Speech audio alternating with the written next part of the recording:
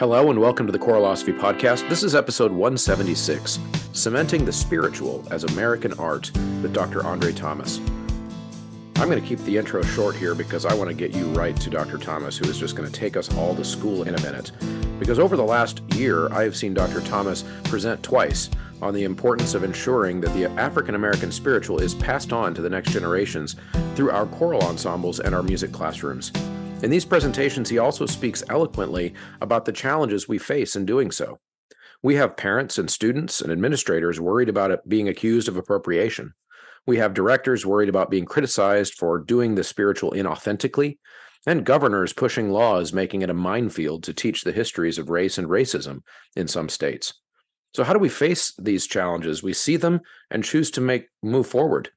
In this episode, Dr. Thomas advocates for a performance practice and linguistically informed approach to the spiritual, one in which we, the teachers, enter the classrooms armed to teach both the how and the why of the spiritual to all of our constituents. Stay tuned. You're not going to want to miss a minute of this, so listen all the way to the end.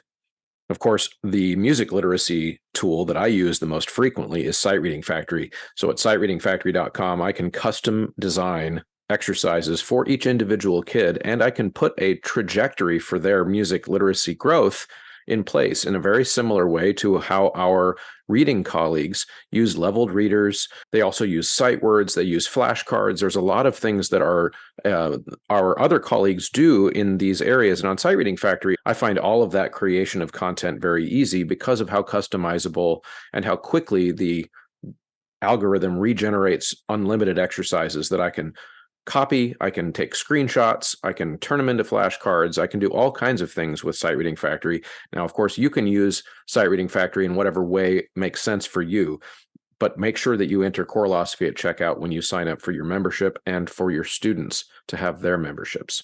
Over at Patreon, we have a big library full of resources that you can have access to. I call it my Google folder full of goodies. There's also, of course, the private podcast feed, but I discover every time I poll the Patreon supporters, most of the people who chip in $3, $5, $8, $10, whatever it is a month that they choose to chip in over there, they don't really do it for those resources. They do it because they want to support this show and make sure it continues. So if you want to be there for any reason, then head over to patreon.com/choralosophy and sign up today.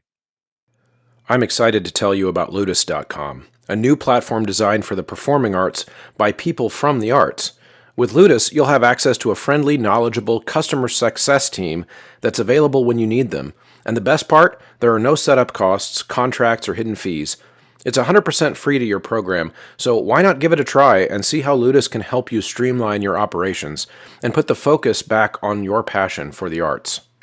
Choralosophy listeners can go to ludus.com/choralosophy for an upgrade for free to their marketing suite. The show is produced on Patreon by Venture Studios, Ryan Main, Michael Herron, Kyle Peterson, Stephen Kathy Kakachik, David Kowalczyk, Max Jackson, Ulrika Igrain Munoz Alarcon, John Warner, Angie Schilling, Nathan Hines, Jared Hendricks, Brian Long, and Jonah Clixbull.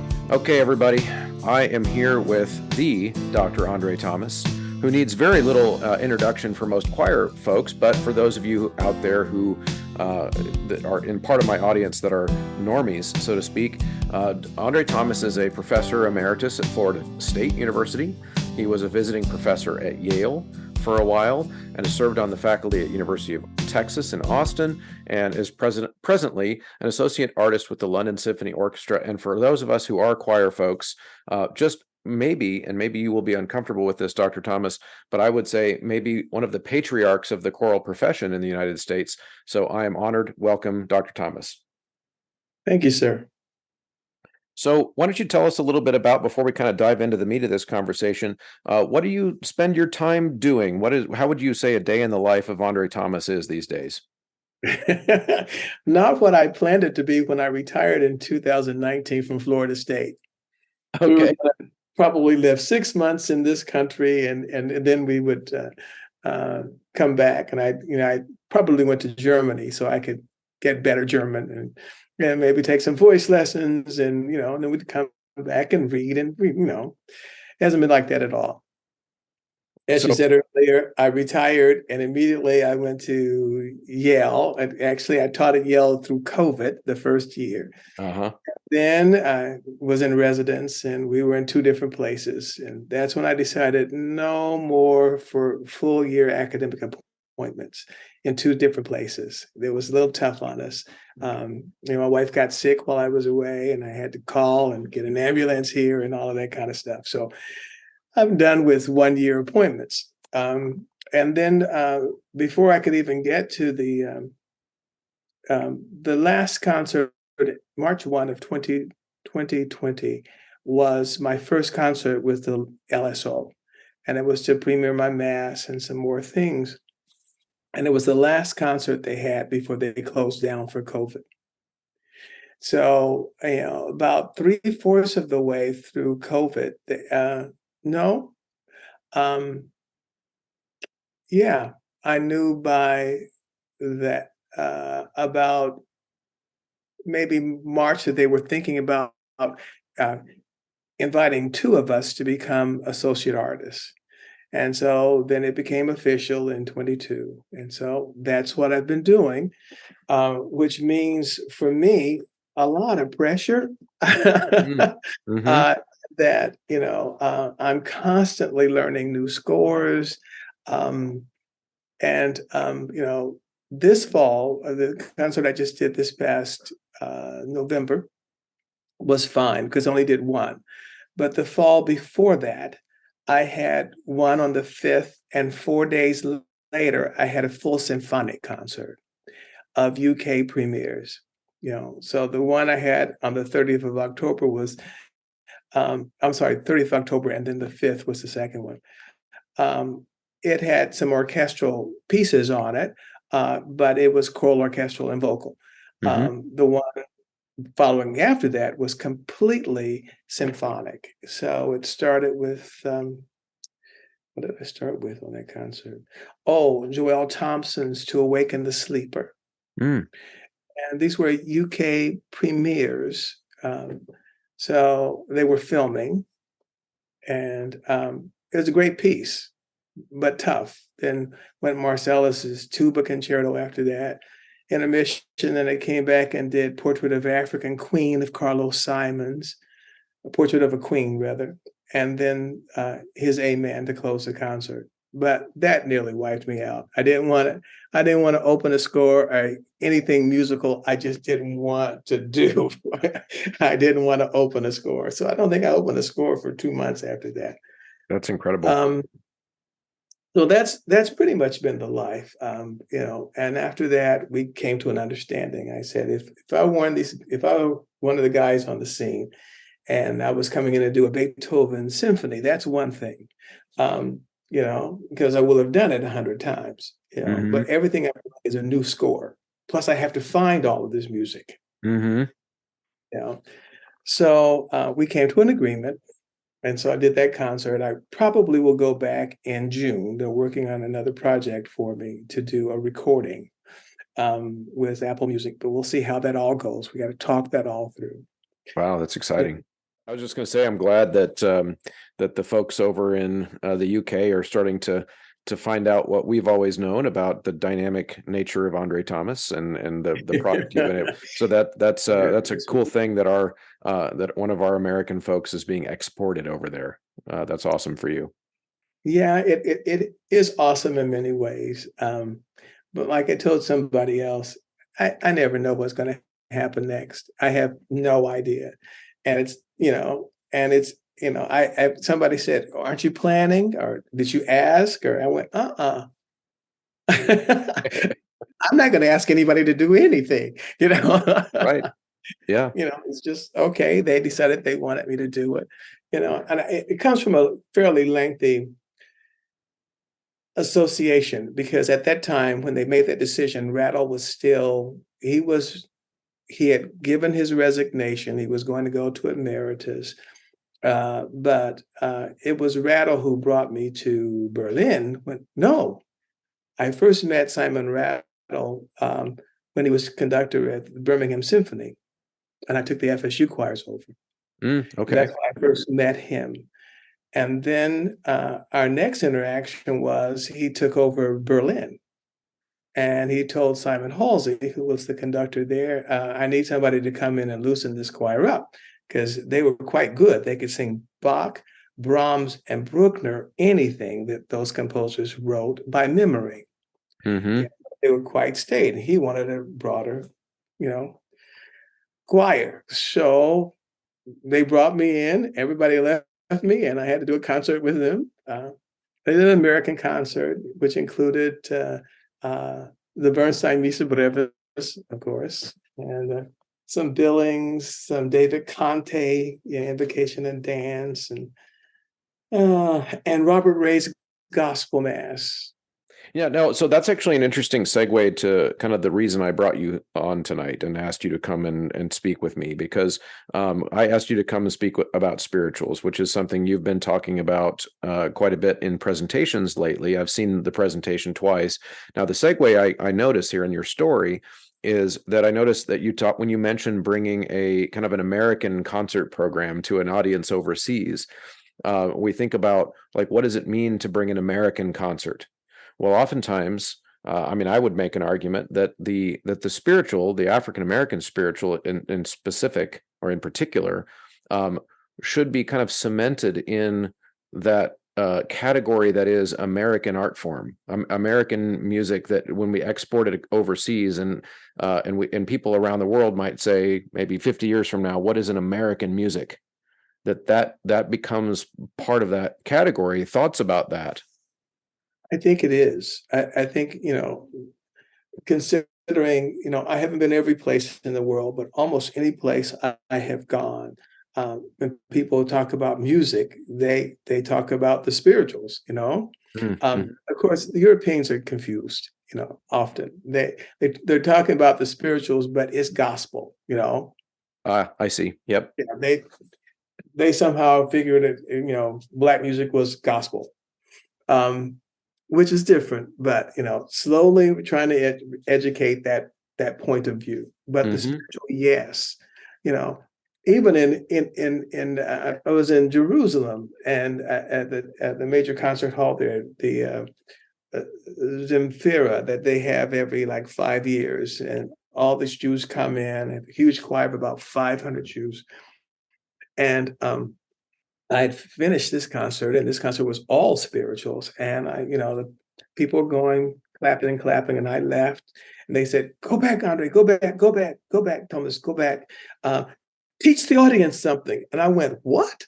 3,000 people out there, teach the audience something. And I walked back on stage, and everybody stopped clapping and looked at me, and I thought, what am I going to do? And finally I said, "I think you might even know this song." And I went, "See the little baby," and they went, "Amen." Mm-hmm. They knew it. They knew it. And then it hit me, I'm in Israel singing about Jesus, and they know every word. But yeah, uh, then I realized every place they took me on it, every possible place that Jesus might have gone to in Israel has a church. Mm-hmm. The Rock, the Church of the Rock, the Church of, I mean, every place that Jesus might have been. So all those Jews knew these spirituals. They knew them, and they sang them back for me. And I guess my predecessor in doing that kind of thing is Jester Harrison, who was so influential for me Mm-hmm. in so many ways. And I would imagine the folks in that audience in Israel also would have associated very quickly. They would have associated that music as American music. Immediately. Yeah. Immediately. I mean, that's just the thing. It is American music. Mm-hmm. Um, and we're having some composers that are making some inroads now that they think more about American music, and especially since we've become more consciously, with Marcus's book on Black Mm-hmm. American composers of non-idiomatic composers, by Oxford. Um, and then all the major symphonies immediately went to composers. Everybody knew George Walker, and we hadn't heard ages from Florence Price, and all of a sudden she becomes the darling of the orchestral world. Um, So now they're talking a little bit more, and of course, everybody knew Bernstein and Copland. Okay, um, but now our younger composers are getting around, and they're embracing um, those young composers, and it's interesting. The reviewer said, one reviewer said, these African American composers are so angry in their sound. They're angry about, and I'm going, yeah. I mean, those are the words of James Baldwin, and you know how he felt about things. And so those young composers are writing, how can I say it? Um, they're writing about the world as they see it through their music. And so Mhm. it's not going to be, oh, Homeland, or something like that. It's not going to be that. It's going to be what they're experiencing, and how they feel about it. Mhm. You know, Yeah, I in just a lot of ways, expressing, they're going to take the opportunity to express a view of the world that in their mind has not been expressed, and that's almost all. Like when something feels pent up, it's always going to come out maybe to the casual observer as a little bit angry. You know. right, Hmm. to a Brit, oh wow, this music, um, and it's like, well, I'm sorry. That's just the way those young composers are writing, and good for them, And opera's doing the same thing, We have Malcolm X now debuting this week, Mm. uh, new opera based on the life of Malcolm West. Then I had a former student who was in Champion, who was the lead in Champion, Ryan Speedo Green. That was at the Met for a full year and a half, and it's they're bringing it back again. So with opera, it's no longer just Porgy and Bess, although there's nothing wrong with Porgy and Bess. Okay. Hmm. Hmm. Now it is all of these young writers writing all of this music. And it's incredible. It's an incredible time to really be alive and see this music. Yeah. Um, and I think one of the things that makes it hard is that you know I love the spiritual in so many ways, and I love the culture of the music created by my ancestors, even growing up. And when I look at the Black church now, I'm you know I don't know I have a pain because we have lost some traditions that were carried through that no longer exist. Hmm. Uh, there used to be any Black church you would go to, you could start, I love the Lord, he heard my cry. There's lining out that hymn. The whole congregation would know it. I mean, every church, no matter where you went in the United States. And now the Black churches have copied the white churches in praise music, and we have these praise teams that precede all of this. And that whole tradition of lining out the hymns the way they did it is gone. It's only in books. There are 3 different books now written about the lining of the hymns of the African American church, but we've lost it in the tradition. Hmm. Don't want that to happen with the spiritual. It Right. cannot be lost. I agree. And I said earlier, this idea of kind of cementing the spiritual in the canon, so to speak, of American music, or I would even say American art, as its own art form. When you say can't be lost, I think that's kind of the core of the conversation that I'd like to have. And so I want to float an idea to you, because one of the things that I've heard you talk about at some of your presentations, and I've experienced this in my own life, is the uh, the the discomfort that white folks in America feel in their role in cementing this art form. So, for example, there's a tension among people who are identified as white. So the tension is this. Oftentimes, especially musicians, will say, yes, we agree that this music needs to be part of the American art form, and we think of it that way too. But I'm afraid to do it because it might be criticized about the way I do it. And then I might also have administrators who don't understand the history and why I'm doing it with my choir at my school. And I also might have a parent of a kid, white or black, by the way, who feels Mhm. uncomfortable with the dialect that we're doing, or they're uncomfortable that a choir that's mostly white in the suburbs of Kansas City, where I am, is doing the spiritual. There's all these reasons, and then a lot of times, what folks will do, they'll say, "Well, there's a lot of other diverse music that I could do. I'll just do something else that I won't get in trouble." And so, Yeah, that's really kind of unfortunate. And it's, yeah, you know, and I'm in the state of Florida, and of course, my governor is DeSantis. And so you can imagine what our poor teachers are going through, mm, uh, not only in music, but just in teaching Black history, or even saying anything, you know, um, you know, a teacher cannot, if a kid comes in and said, "My name is Constance, but I want to be called Connie," they can't do that anymore. They have to have a legalized paper that says, it has to be certified. And, so I mean, there's so many new limitations, and I think if we can hold our breath long enough, some of this stuff will go away. yeah, Um, the problem with Ronald Dilworth has done probably more than anybody in researching appropriation.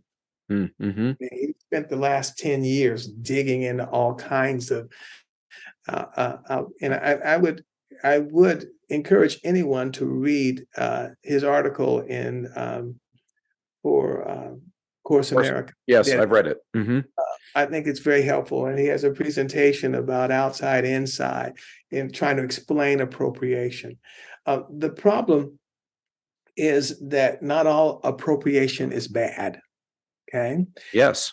And Mm-hmm. so, nobody asked me. I often conduct, well, I have on a shirt right now. This is a Mandiba shirt that I got in South Africa because they wanted me to, because they knew my love of Nelson Mandela and said, "You got to have a Mandiba shirt." So, is that cultural appropriation? You know, it's them sharing their culture with me, Mm-hmm. a person who admired that culture. And music has always been one of those things. Art has been one of those things. It's always shared among cultures. Music, art, um, and I think it would behoove us to know that we have a more of an educational role. You know, um, Mm-hmm. I remember when we went to the time that you've got three sacred pieces on here. You can't have that sacred pieces on there. You know, I do. Okay. But I could have three Latin pieces on there that were Mm-hmm. religious, and I could Yeah, get away with it. right, because Okay. nobody knows. Yeah, Oh, well, it's Latin. That's just classical music. right. You know, Yeah. um, it's like we're not converting people. It's a part of an art form. It's uh, at least every time I'm doing something that's very, I mean, I can do something Buddhist. That didn't mean that I become Buddhist, or Native American. I can sing something Native American, although my grandmother was carried on the Choctaw Rose in Muskogee, Oklahoma. Mm-hmm. So, but that doesn't, you got to trace that back, and all of that. But does that give me a right to be I'm not an expert in Indian music, so which means I've got to read, I've got to study, I've got to understand it. But what bothers me is that's what's expected of us in any kind of music. Yes. Yeah. No matter what kind of music we do, we have to read about it. We have to understand it. We have to know what the traditions are in that music. You know, Mm-hmm. in the professional world, you get heat from that. I mean, Bernstein got ripped to pieces about the heightened masses being overly romanticized schluck.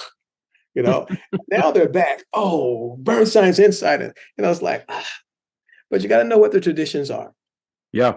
You have to know what those traditions are. And I think part of it is educating. You have to educate principals, you have to educate parents, both Black and white parents. You've got we were talking the other day. I was talking to somebody the other day. They asked me, um, we are so short-lived that we're in a generation of college students who've never heard of Robert Shaw. Yeah. Okay. Yeah. That's where we are. We have a group of young teachers that only limit themselves to the current popular composers. If Elaine Hagenberg writes this, then it's okay. That's who I know. Okay. You ever heard of Haydn? Who? You know. Um, and in the past, it was just sort of, this music was always thought of the extra, something that, oh, it's fun. You don't have to know anything about that. It's just fun. Let's just do it. Yeah. Yeah. And Sorry, I'm gonna. I just want to jump in and add something because I'm 44. I remember very clearly when I was cutting my teeth in the choral world, exactly the culture you just described. The spiritual was something you toss in for fun. And so that's not something that, and for younger, I have a lot of younger teachers in the audience too, who maybe they hear, older folks like us talk about how it used to be that way, but no, it really did. It was, and I don't think anybody did it on purpose as a way to put the music down. It was just a lack of education. That was yeah, what I absolutely. remember. And it's rhythmic and it has Yeah. energy. Yep. Of course, it's fun. Yep. Okay? Kids still like it. It's fun, Mhm.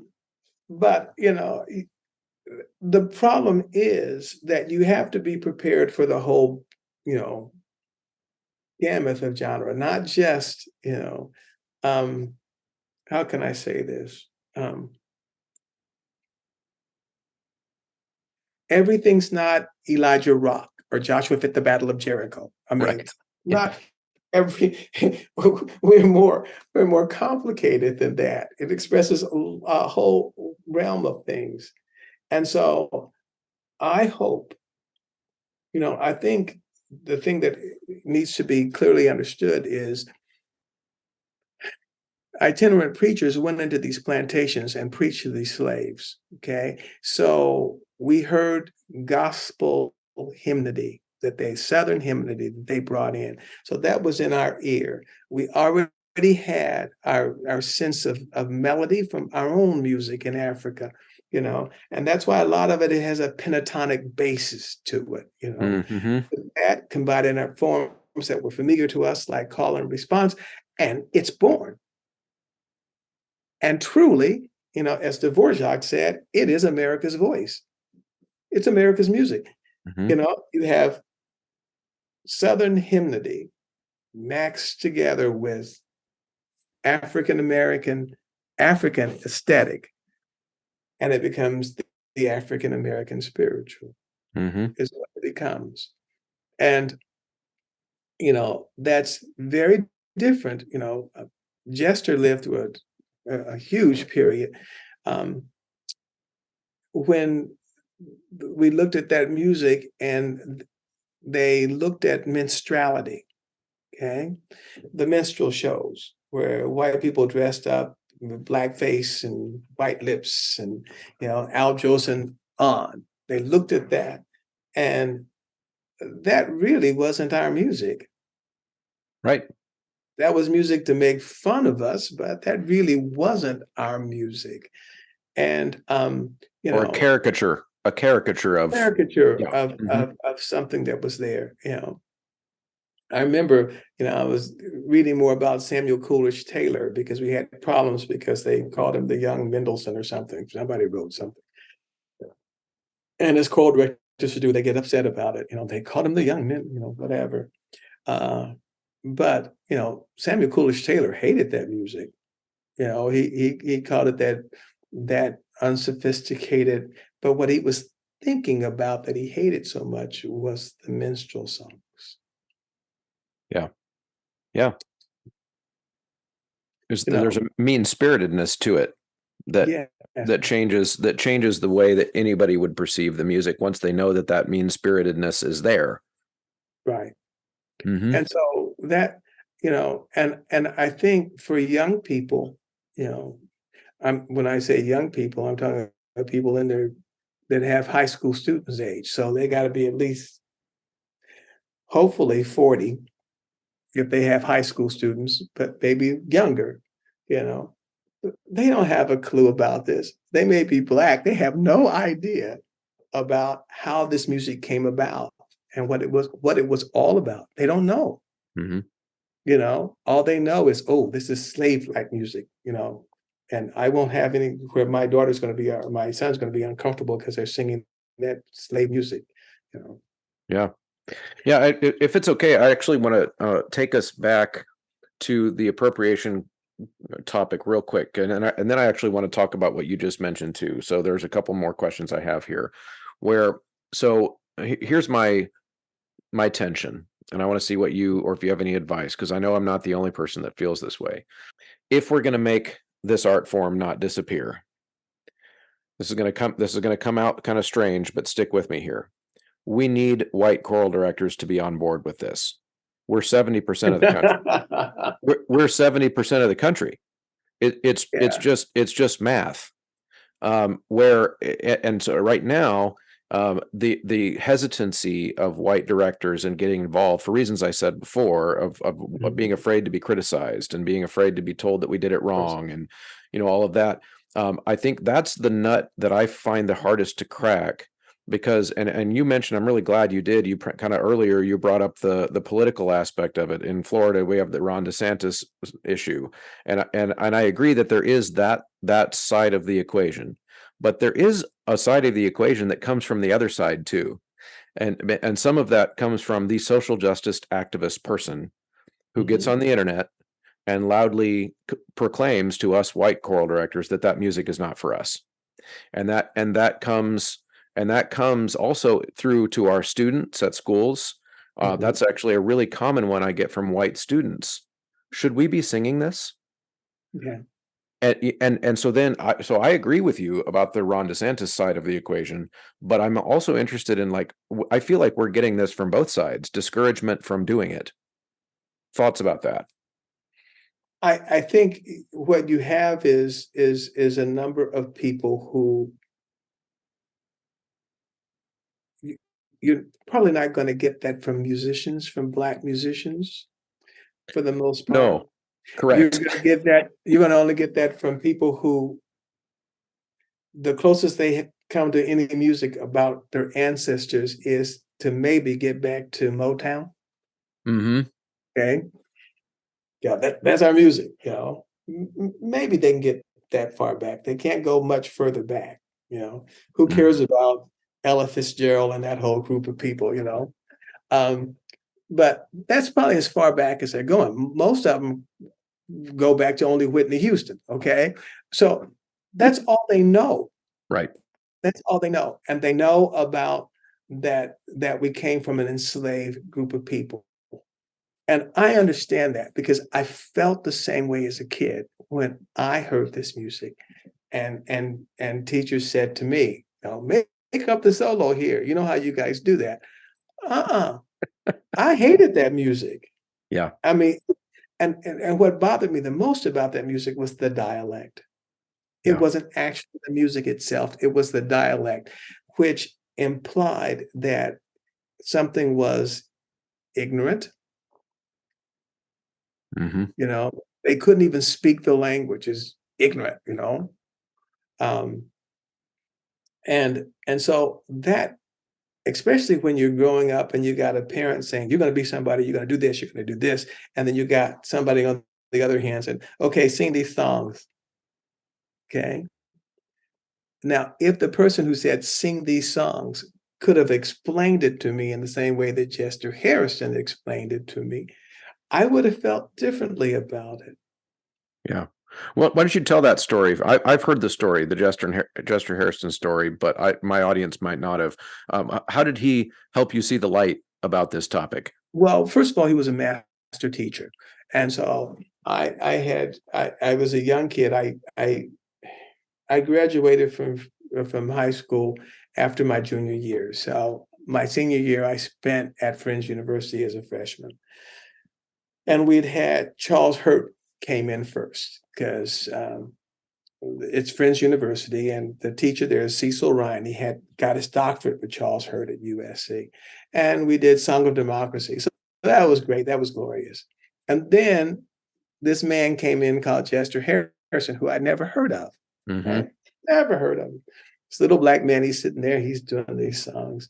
And he's watching me because at that point, I think Singing Quakers was 74 white and me. So it got better, a little better. 3 of my other friends arrived, but it was better than high school was, or junior high. But he noticed that, you know, how a student can give attitude. You teach high school, you've seen kids give attitude, how they can, you know, they don't say anything. They can just sort of either roll their eyes or, you know, give that look like. And I guess I was doing a little bit of that. And we took a break and he said, son, can you go for a walk with me? And when he took me on that walk, he said to me, seems like you don't like this music very much. I said, no, sir, I hate this music. And he says, well, why do you hate it so? And I went, soon it will begin with the trouble to the world. And he looked at me, he said, that's not my music, that's Dawson's music. And I said, and yours is not much better. Now that's a cocky 16-year-old talking to a giant of a man. And he said, son, let me tell you something. He said, it's not the music that you object to so much. It's the dialect, isn't it? I said, yeah. And then he started to explain to me about dialect and what happens with language, you know? And he started with the TH sound that gets us all into so much trouble. D-da, D-da, D-da. Okay, what's the problem here, you know? And the interesting thing is, my granddaughter, who is 20-month-old, and she has all these conversations, you know, and she talks in full sentences, but half of it is something else, and you get an occasional word that you really understand. And my wife says, those consonants are not there yet. They come later. Mm-hmm. Don't worry about those until she's, you know, for her to be able to figure out a whole sentence and ask a question is amazing. And I think what we didn't understand was because we couldn't do the and said duh, that was ignorance. Right. And when Jester said to me, not a single tribal language in all of Africa has the TH sound. And I went, huh? He says, no, it never existed for us in Africa. So what your ancestors did was to accommodate that sound. And I thought, that makes sense, you know? Yep. So then I go to Taiwan. I'm doing National Youth Choir of Taiwan. Guess who else can't say TH so well? There you go. Chinese. Yep. It's not in the language. And so we spent hours with tongue between the teeth, worthy. You know, of course, dummy me, I picked Byron Smith's worthy to be praised to close with, you know, and how many thes are in that. But tongue between the teeth, they go, worthy. And it still comes up. The recording, you get the recording, it's still worthy to be praised. Yeah. But that's what they did. And then he went on to other parts of consonant use that we think about. Phonetic decay, you know, I'm going instead of I'm going. Mm-hmm. And, you know, that didn't make sense to me. Why can't we finish the words, you know? And then I moved to Florida, where it's 90 degrees outside and 90% humidity. And if I were in Florida 300 years ago with no air conditioning, how many words am I going to finish? That's number one. Number two is it's teaching us English. It's the Southerners.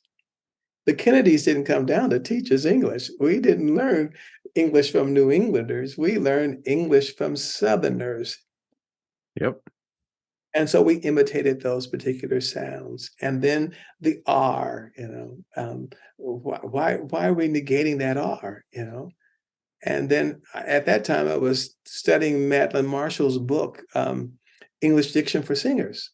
And she says, in a good concert, performance of opera or oratorio, the singer must not sing the The R, if it's preceded by a vowel sound, becomes a schwa. My mother, rather than my mother, unless I'm trying to sing Texan. Okay. Yeah. So it was like, and initial R's if are flipped, you know, or between vowels are flipped, are for dramatic effect in opera, maybe even roll, you know. And I thought, and I looked at Mr. Harrison and I said, you mean my ancestors knew that if you're going to be a good singer, you don't sing the Mars? And he laughed. He said, yeah. Yeah. So all of a sudden, the guy who was so embarrassed, and that's basically what it is, embarrassed about his heritage, and how it sounded and how people make fun of it, turned that person around to become an advocate for that art form.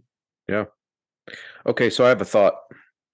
One of the many horrible things that racism does is it causes people to hold people to a double standard that isn't held to other people. So everything you just talked about are normal linguistic developments that occur for every human population group that encounters a new language.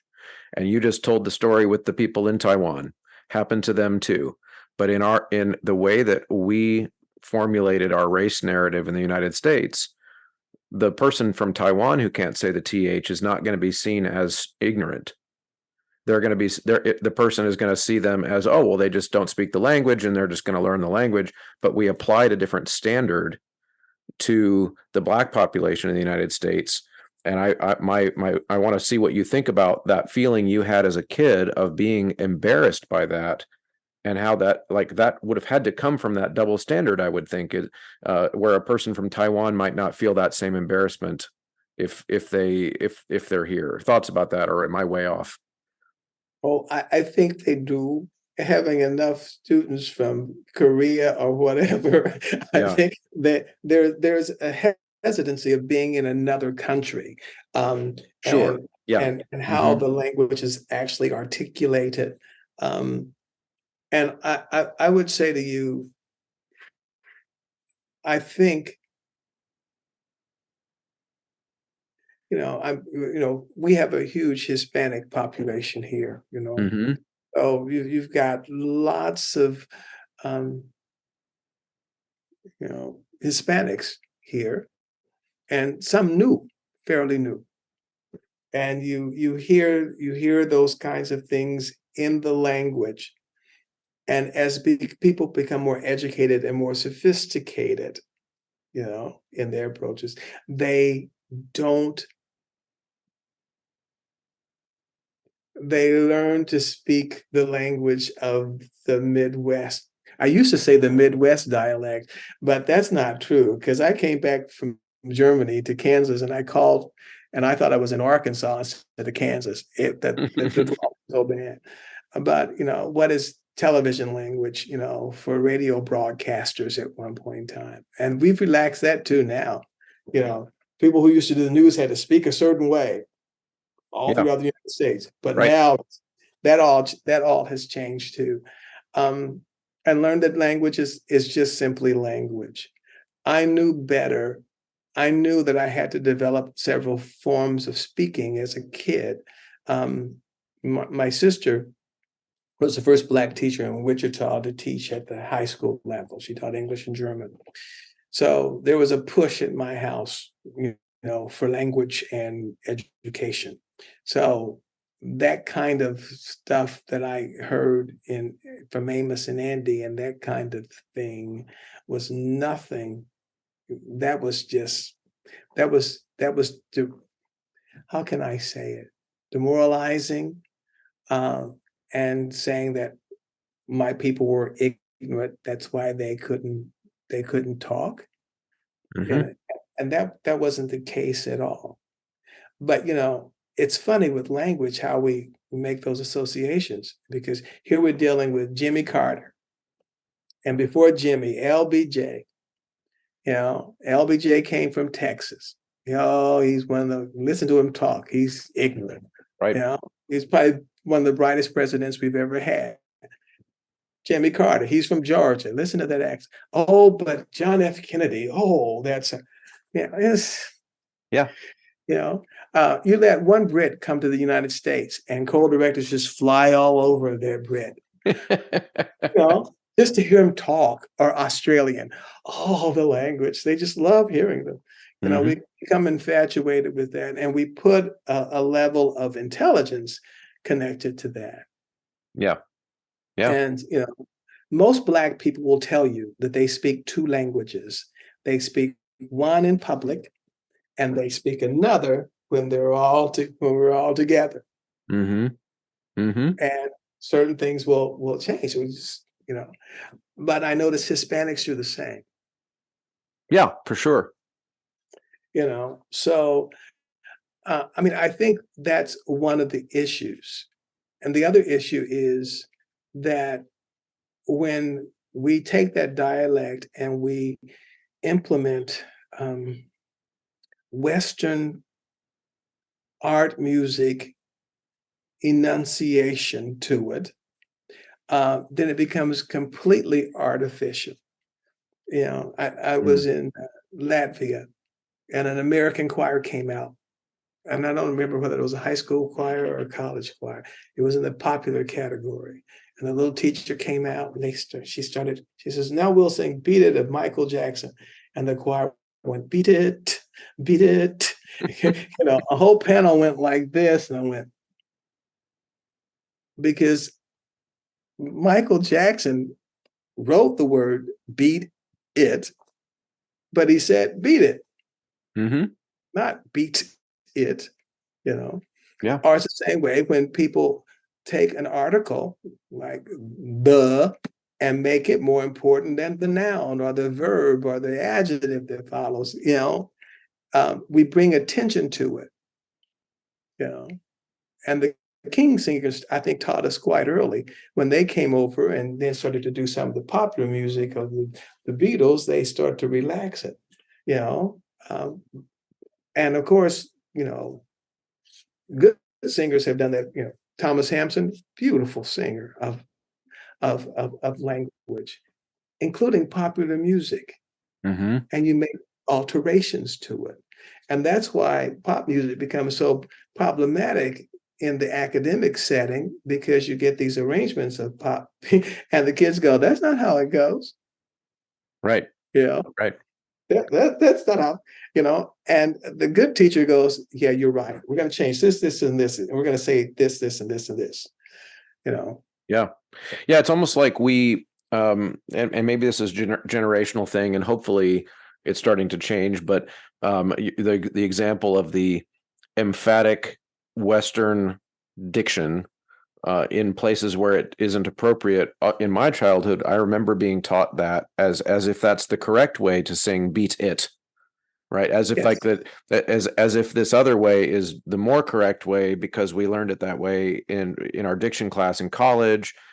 We learned it as English diction rather than performance practice based diction class. And I think maybe in the future that's a similar solution in that there is no such thing as correct English diction, because it's all context based. Yeah, it really is. And the funniest thing about that is that we, in it, how can I say this? The language depicts the amount of intelligence of the person, Mm-hmm. represents that, which is not true. It's No, just not true. if anything, I would say it's your ability to be flexible with language that demonstrates your intelligence. And, I think when you are a minority person and you have that laid on top of you, plus the color of your skin laid on top of you, plus the way your hair looks laid on top of you. You got all this stuff laid on top of you. And then the choir director comes in with one of these spirituals going, okay, I got a home up in that kingdom. Ain't it that good news? Yeah. It's like, really? And then you feel like the caricature. You feel like the character because everybody looks around and then that's you there. Yep. Okay. Yep. Now, there's nothing wrong with good news. Okay. But those things have to be understood and explained Yeah. and explained. Well, and what would your advice be then? Let's say again, kind of taking it from out of your childhood into the childhood of the current kid in 2023, maybe a black kid in a mostly white choir. And that Mhm, choir director, I would put myself in this category, also wants my students to be exposed to spirituals. mhm. How do I avoid making those black kids, and my school is about as diverse as the American population, so we don't have like the one black kid. We've got several, but like how do I make them not feel like the caricature? What would be your uh, Well, I think advice? there are two things to say. Number one is that I wouldn't emphasize the diction. I would not emphasize the dialect. Mm. Okay. I would let the dialect become normal. Can you give an example? Um, I'm let's see. Keep your lamps trimmed and burning. The time. Okay. Now, in that, I didn't put any dialect in at all when Yeah. I wrote that piece Yep. 45 years ago. No dialect, because I didn't want any dialect there in case the teacher couldn't explain it to that kid. So I took the dialect out. Um, but I certainly would, um, I would implement it as I say, often say, I'd implement it like I was cooking. That if I was going to overdo that dialect where it becomes so much, oh, I'm singing in dialect, okay, Right. rather than the time is drawing. They heard it as the time. The Mhm. time is drawing nigh, because Mhm. I'm emphasizing time, right? But I'm not emphasizing duh. I think I understand what you mean. Okay, so I'm And thinking it back to would be no different. And as far as phonetic decay, that's no different than you would do with any yeah. popular song. Yep. And I'm thinking of those old, Dawson scores where Mhm. sometimes the dialect was written in.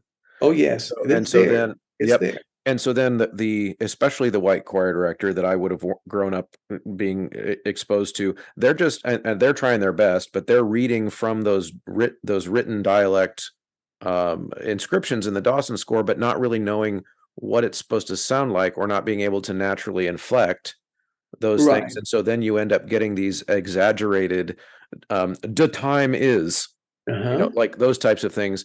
And I thought so. I think maybe that's what you're responding to, and that's like where you emphasize the dialect, and it no longer sounds Right. It natural. should not dialect should not change the level of how can I say this? There's natural stress on certain parts of speech. Hmm. Right. Hmm. And what we have for the most part that throws us into a tizzy is the use of articles, you know, that sort of throw us into a tizzy, that we make them the amount of weight that the noun gets. Hmm. And musically, it's a pickup. Right. So the Right. energy goes to the downbeat. The time is not, the time is. And so those are just, because all of a sudden that would feel differently to them. Yep. And and if I'm conducting that piece I will implement some dialect into it, because I'm going to simply express that. Yeah. And even if I didn't, the song still is a spiritual. It has the same message. It misses a little bit of flavor.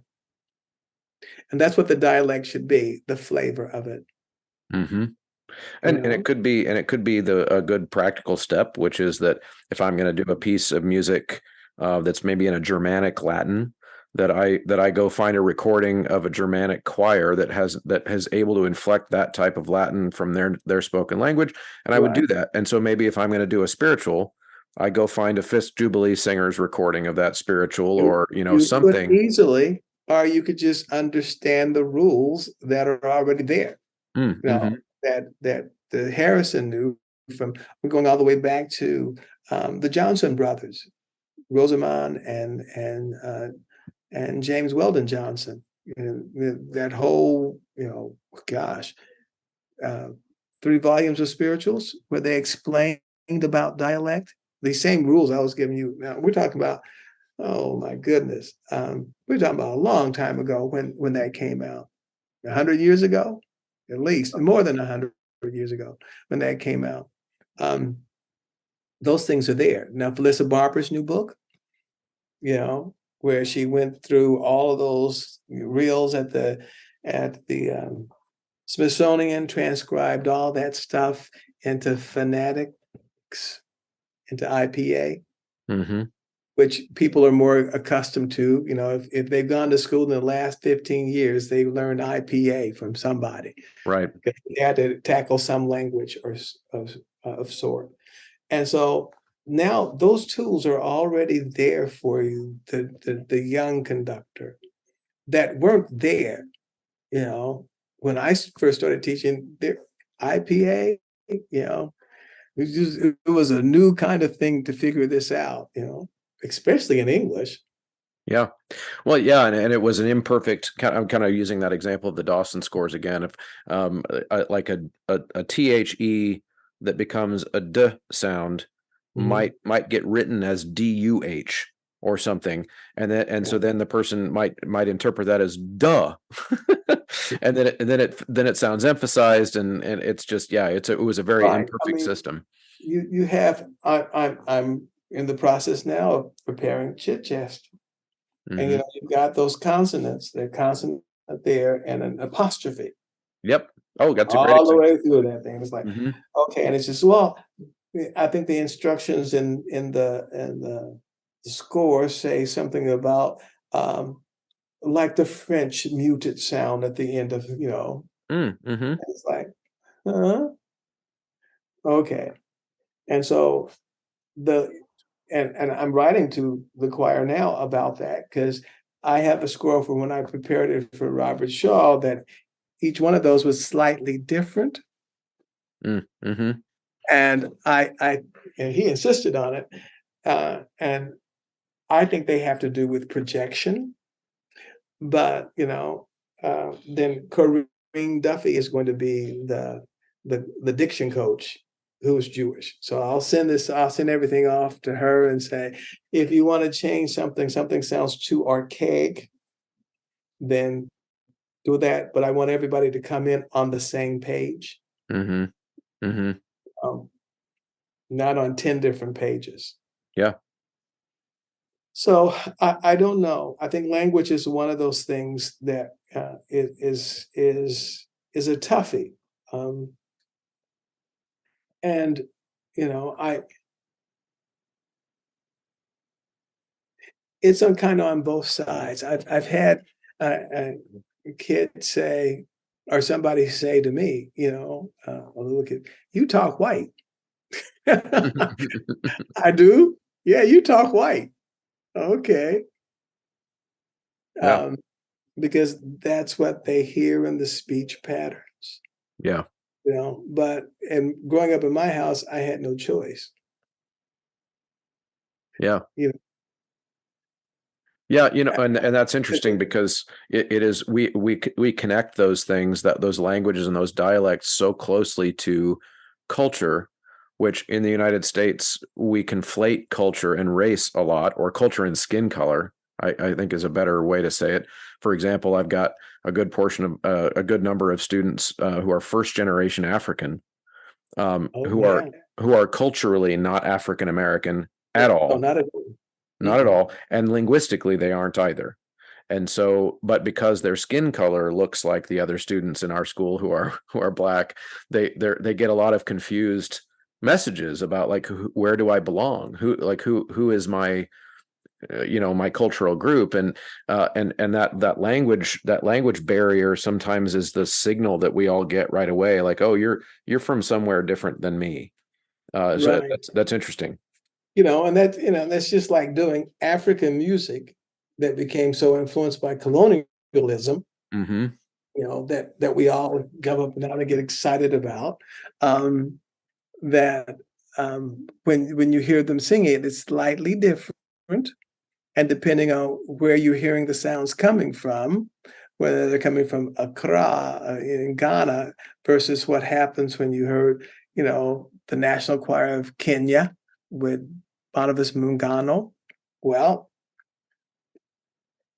they've been taught a language that is English, Mm-hmm. yeah, the English system. So that invades their teaching. And Yeah. I see all these young South African conductors, and I see them in their choirs, and you know, they're moving away to a sound that sounds a little bit more European in nature. Mm-hmm. Uh, you Mm-hmm. know, People are constantly being influenced and changed. So I don't know what all the answers are, but I would never hurt someone's self-esteem with music, because music is my tool to reach them. Mm-hmm. So then I'd have to explain it. If it became too much of a problem, I'd have to take it out. Yeah. Because I want you to know this piece. I want you to know the story behind it. I want you to know the sociological situations that this piece encounters. That's why Eileen Gunter's book is so important, because it gives in their own words, where she went back and got all this stuff from slave songs in America, et cetera, when they first went around interviewing the slaves to do it. You know, Mm-hmm. and then you got to think, okay, where are things coming from? The Gershwins went to South Carolina, and so you got Gullah influence in Porgy and Bess. Mm-hmm. They hired Eva Jesse from Coffeeville, Kansas, to be the chorus master for that first performance of Porgy and Bess. So she went over. So you had a black woman coming from here, the Gershwins down in South Carolina, listening to Gullah, Geechee language, and so you got a combination of those uh, um, dialects, because Eva would not know Gullah.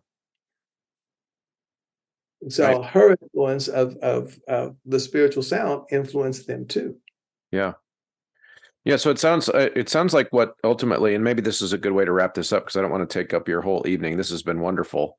It sounds like some of your advice there at the end was, I want the students to know the music, so I'm going to meet them where they are, and if there's certain aspects of it that they're not ready for, I make adjustments, I so that would. they so that I can bridge the gap to further understanding.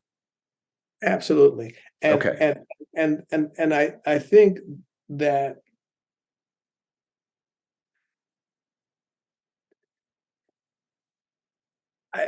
I would figure out, I'll say certain things have add a different flavor to it, you know? Mm-hmm. And if I'm doing something that's Puerto Rican, that's not going to be the same kind of Spanish that I'm going to use for that, compared to something from Javier Busto. It's Mm-hmm. that's two different languages. I just have to figure out where we are and how we can make that work, you know. And if I say it enough times, we'll begin to integrate that. Yeah. Yeah. And it won't become, it won't become the big issue that we're going to make it into, you know? Yeah. Yeah, Um, that's all that, yeah, that's wonderful. And I think you're right. It's just and maybe that's you kind of said it as an aside there at the end, but making a big issue of it sometimes is the issue, is yeah. that we treat it like, and especially in the United States for reasons we discussed earlier with our racial baggage, especially around the spiritual and about with our white populations of directors and students, we bring all this baggage to it to the point where it obstructs our ability to just treat it like a language that we need to learn, like a performance practice that we need to master, like Mhm. all of the other ones. Um, That's all that we can do yeah. when we we actually appropriate from another culture Hmm. something. And when I work with arrangers, it's tough too because trying to say, okay, you're going to arrange this, okay.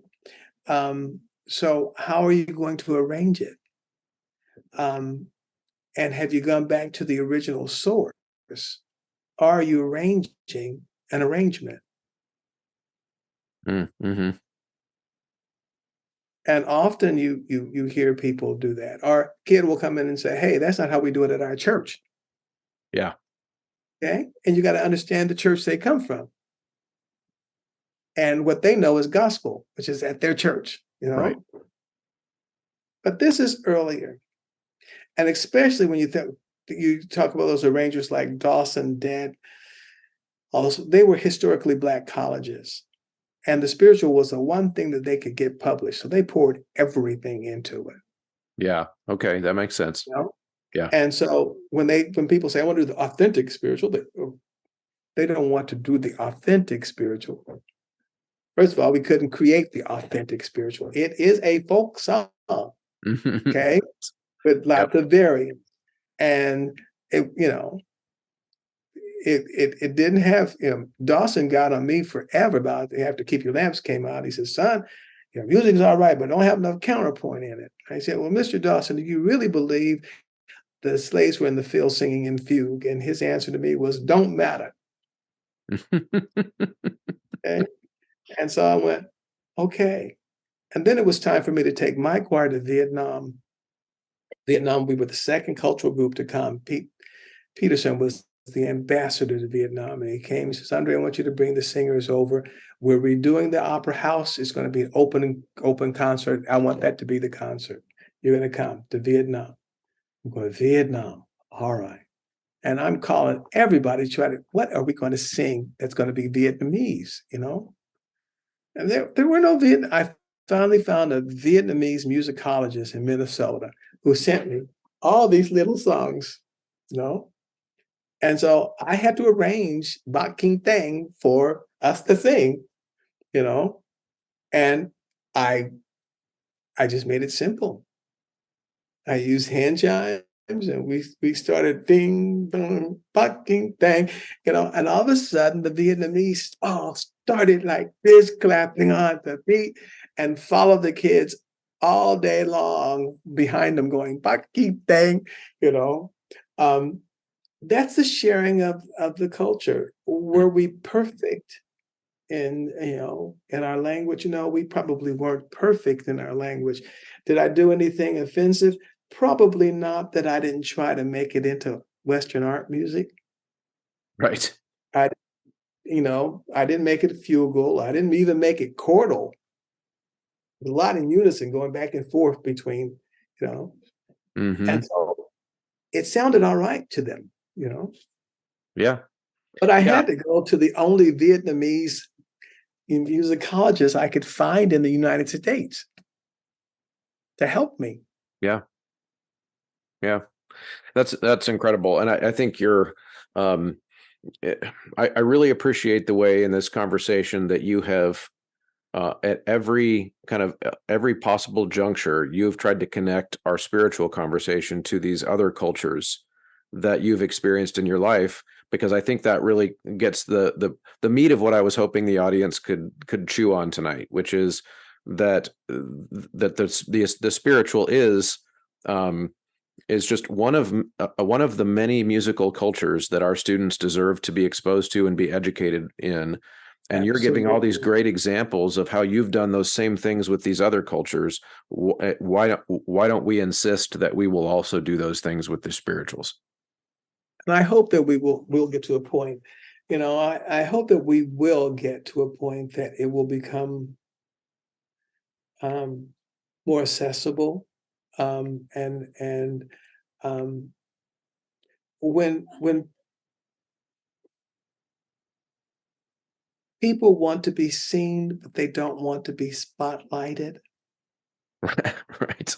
Yeah. In other words, when the kids in a choir with, you know, um, that's predominantly white, they don't want to be the spotlight when you get to that song. Right. Okay. Yep. They don't want to be the spotlight there. But there has to be a conversation, there has to be a conversation with that student to say, okay.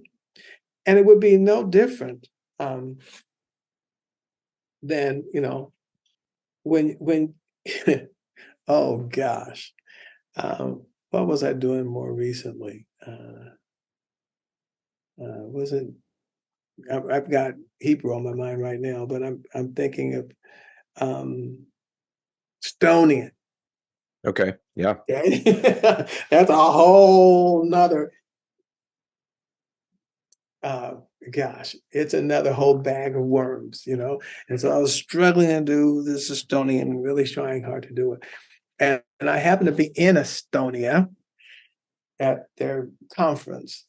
And I was conducting a choir from England, of all places, for my concert, but I met Tormis, and Tormis had very little language. But the one thing he said to me, he says, "You protect your culture." And he said to me, um, and it's important that people understand my music. So that's why he went through all that trouble of making all these English translations of that music, Mm-hmm. these translations of it, because he wanted it to be immediately impactful rather than going through the process. Mm-hmm. I think if we can get to a point where people start to gain comfort, that we'll be fine. If America loses the spiritual, it will lose its voice. Yeah. It will lose its voice, you know, because rhythm and blues is not our voice in choral music. Yeah. It comes from the spiritual, you know, Well, yeah, and clearly. it's a loss of our connection to our past and a Yeah. connection to our story, the story that is the American story. And Yeah. and I think that's one of the things that I'm passionate about, and the reason I wanted to have this conversation with you tonight is because yes, are there real reasons for there to be tension around the racial topic in the United States? Yeah, there is. Our history has a lot of baggage, but it Mhm. ultimately is an American story. It It's is. I don't see any future that's positive unless we start to think about these things as American stories, regardless of the skin color of myself or you. As we talk Right. about going forward, they have to be a part of our American story. Well, it's really funny. Like I said, Anton Dvorak said, Hmm. the spiritual is the voice of America Yeah. Yep. because they brought him here to help him find the American voice, you know. And when Burley introduced him to the spiritual, he said, "Ah, that's it. That's the American voice. It has a difference in it, you Yeah. know." And I think, and it has served us. It has served us well, you know. Right. That's Um, and you have a book about this. yeah, I do. On the way out, let's plug that. So make sure that and this will be a good way to finish out. So tell us Yeah. about the book. Where do we get it? And anything else exciting that you have coming up as we sign off tonight. Well, the book is way over in Beulah land. understanding and performing the Negro spiritual. And yes, I use the word Negro because that's what they were known as. Mm-hmm. So historically, I say with that, rather than, sometimes people will say African American spiritual or Black spiritual, but historically it was called the Negro spiritual. Mm-hmm. And so I use that term, and I don't use it, lightly. It's just out of an historic view of where it came, because it's a historic piece of our contribution, Right. But like I said, Dvorak wasn't wrong. You had two cultures that came together, Southern white hymnody and African culture, and they merged to become the spiritual. Mm-hmm. Now where can we get the book? J.W. Pepper Okay. has it, and most of your stores that you buy your music from can order it from Heritage, Lorenz. They would have it there. Can you get it on Amazon? I don't. Yeah, I think you can, but you got to be careful there. I will find. I'll There's find a a couple of markup. links. There's a huge markup Oh, there. okay. I'll try to find the best price link then too, and I'd put that in the show notes so that people can click on it and hopefully find it directly. Dr. Thomas, this has been an incredible conversation, and exactly like I told you, I feel like we just kind of rapped about this stuff, and this was really good, informal way to think about this, and I hope people find it helpful. Well, I hope so. I hope somebody has gained at least some reassurance that life's okay. Yeah. They can do this music, and they can continue to do this music, and that they're going to get questions. But when people ask you a question, don't get offended. Mm-hmm.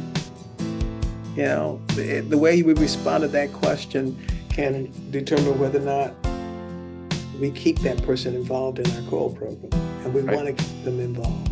Well said. Well said. Thank you for sticking around to listen to Dr. Thomas. I learned a lot. I had heard him talk about these things before, and I thought immediately, I need to get this man to teach us in a more worldwide setting here on the Choralosophy podcast how important this type of music is. And we need to teach it. I think we should be teaching it all over the world, of course, but especially in the United States. So if you enjoyed this episode, please share it. Please leave a comment. Join the conversation over at Choralosopher's Facebook page. And don't forget to use the promo code Choralosophy at checkout at sightreadingfactory.com, mymusicfolders.com, endeavorpublishing.com, and graphitepublishing.com. Thanks, everybody. We'll see you next time.